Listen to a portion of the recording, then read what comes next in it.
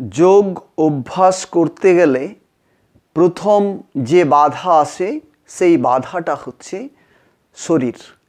মানে শরীর যোগ অভ্যাসের উপযোগী যদি না হয়, সহায়ক যদি না হয়, তাহলে যোগ অভ্যাস করা যায় না। তাহলে শরীরকে সুস্থ রাখতে হবে। শরীর কিভাবে সুস্থ থাকবে? তাকে খাদ্য সম্পর্কে সচেতন হতে হবে। সে যদি সাত্ত্বিক আহার গ্রহণ না করতে পারে তাহলে তার শরীর কখনোই সুস্থ থাকবে না। তাহলে সাত্ত্বিক আহারের পর তাকে কি করতে হবে? তার প্রতিদিনের যে আচরণ ক্রিয়াকলাপ সমস্ত ক্ষেত্রে তাকে সতর্ক থাকতে হবে, সচেতন থাকতে হবে এবং নির্দিষ্ট পরিবেশে নির্দিষ্ট সময়ে যোগ অভ্যাস তাকে করতে হবে। কারণ এই জগৎ হচ্ছে ক্রিয়াধীন। যদি ক্রিয়া না করা হয় তাহলে জগতের কোনো ফল সে পাবে না। তাহলে কাজ তাকে করতেই হবে। তাহলে কাজ যদি সে না করে তাহলে সে কখনোই ফল পাবে না। তাহলে যোগ অভ্যাস করতে গেলে তাকে কী করতে হবে? নিয়মিত নির্দিষ্ট সময়ে তাকে তপস্যায় বসতে হবে এবং আহার, চিন্তন, আচরণ, কর্ম সমস্ত ক্ষেত্রেই তাকে প্রতিদিন সংযত থাকতে হবে। কারণ সে শ্রেয় বস্তু লাভের জন্য, শ্রেষ্ঠ বোধ লাভের জন্য সে কাজ করতে চাইছে। তাহলে মানুষ যদি শ্রেষ্ঠ বস্তুকে লাভ করতে চায় বা শ্রেষ্ঠ বোধকে লাভ করতে চায়, তাকে কি করতে হবে? তাকে তার উপযোগী হতে হবে, তার উপযুক্ত করে তুলতে হবে। সেটা কিভাবে সম্ভব? সেটা সম্ভব ধীরে ধীরে এবং প্রতিদিনের চেষ্টা যত্নে সে ভালো হতে পারবে। তাহলে সেই মান তাকে অর্জন করতে হবে অভ্যাসের দ্বারা, কর্মের দ্বারা। তাহলে তার কর্ম, প্রতিটি কর্মের মধ্যে নিয়ন্ত্রণ থাকবে, প্রতিটি চিন্তার মধ্যে নিয়ন্ত্রণ থাকবে এবং প্রতিটি আচরণের মধ্যে তার নিয়ন্ত্রণ থাকবে। যদি সে নিজেকে নিয়ন্ত্রণ করতে শেখে, নিয়ন্ত্রণ করার জন্য যে অভ্যাস বা যে প্রক্রিয়া, এই প্রক্রিয়া যদি সে নিয়মিত চালিয়ে যেতে পারে তাহলে তার পক্ষে ভালো হওয়া খুব সহজ। আর যদি অনিয়মিত জীবনযাপন করে, অসংযত জীবনযাপন করে, অসংলগ্ন আচরণ করে, তার পক্ষে কিন্তু কখনোই সঠিক যোগ অভ্যাস সম্ভব নয়। শ্রেষ্ঠ বোধ লাভও সম্ভব নয়। শ্রেষ্ঠ বোধ লাভের জন্য তাকে শ্রেষ্ঠ যত্ন নিতে হবে, শ্রেষ্ঠ মনোযোগ দিতে হবে।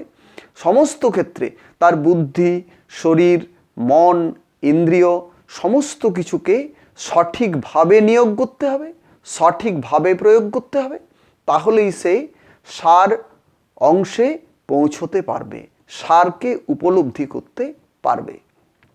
তাহলে তার সে যেখানেই থাকুক, যেভাবেই থাকুক, যে অবস্থাতেই থাকুক, তার আচরণ, তার ক্রিয়াকলাপ তাকে যোগমুখী সমস্ত কিছু যখন সে করবে, সে যেন যোগমুখী ক্রিয়াকলাপ করতে পারে। অর্থাৎ প্রকৃতির যোগ, আত্মযোগ এবং পরমাত্মযোগ, এই ত্রিযোগ উপলব্ধির জন্য সে এক অভ্যাস গড়ে তুলবে এবং তার জন্য সঠিক পদ্ধতি, সঠিক প্রক্রিয়া, সঠিক মেথড যে রয়েছে সেইগুলো তাকে অনুসরণ করতে হবে। যখনই সে করবে তখন এতদিনের যে ভুল অভ্যাস ছিল সেই অভ্যাসগুলো ঠিক অভ্যাসে পরিণত হবে এবং যখনই ঠিক ডিরেকশানটা পেয়ে যাবে, ঠিক নির্দেশ পেয়ে যাবে, তখন অতি সহজেই সে কিন্তু ভালো হতে শুরু করবে। তাহলে সে ভালো হচ্ছে কিভাবে? তার কর্মের দ্বারা, তার সংযমের দ্বারা, তার ক্রিয়ার মাধ্যমেই সে ভালো হবে।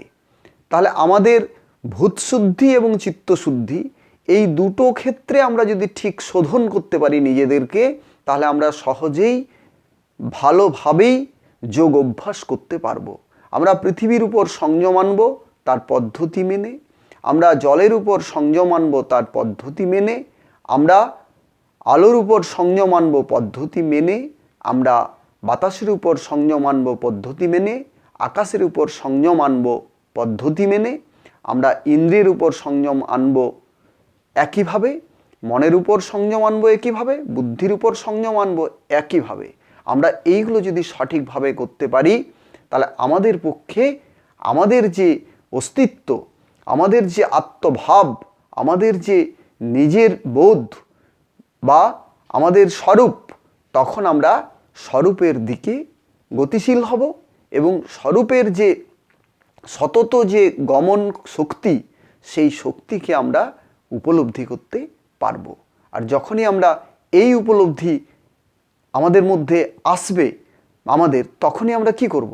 তখনই আমরা স্থিরতা বুঝতে পারবো এবং সঠিক আর বেঠিক সম্পর্কে দুটো ধারণা যে দুরকম, দুটো যে বিপরীত ভাব পোষণ করে, সেই ধারণা আমরা কিন্তু সহজেই আনতে পারবো।